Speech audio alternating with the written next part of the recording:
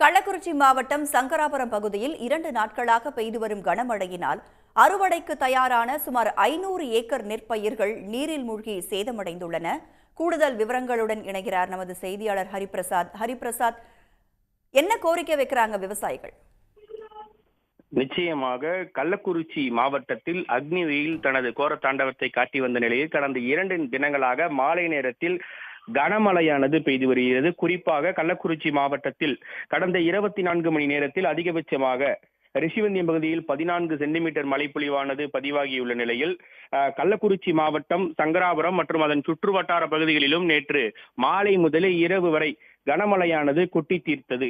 இந்த நிலையில்தான் சங்கராபுரம் மற்றும் அதனை சுற்றியுள்ள தியாகராஜபுரம், பூட்டை, ஊராங்கண்ணி, சிட்டாந்தாங்கல், கடுவனூர் உள்ளிட்ட பல்வேறு பகுதிகளில் விவசாயிகள் நடவு செய்திருந்த நெற்பயிர்கள் சுமார் 500 ஏக்கருக்கு மேல் நீரில் மூழ்கி சேதமடைந்துள்ளது.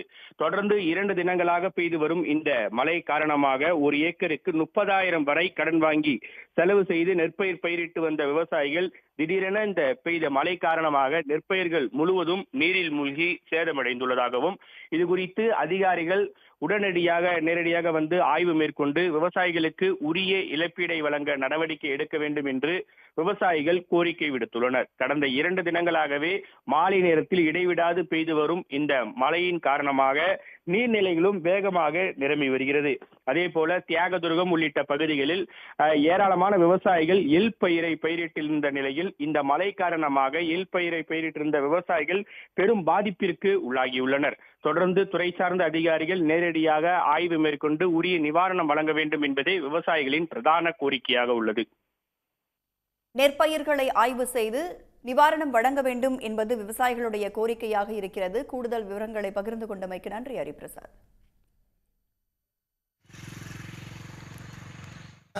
செத்தாங்கல் ஓரம் ஊராங்கண்ணி மழை பெஞ்சு பூரா போகிற தண்ணியில் பூரா இது போயிடுச்சுங்க.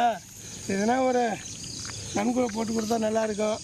இன்னும் உங்கள் கையில் தான் இருக்குது, எங்களுக்கு ஒன்றும் இல்லை. ஒரு பூராமல் போச்சு, தண்ணியில் தான் முழுகி போச்சு. தண்ணி முழுகி ஏகப்பட்ட நஷ்டம் வந்துருச்சு. அறுக்கிற டைமில் என்ன செய்கிறதுனே ஒன்றுமே புரியல. விவசாயம் பண்ணி ஒரு ஏக்கருக்கு 30,000 ஆகுது. 30,000 ஆகி ஒன்றுமே இல்லாமல் போச்சு.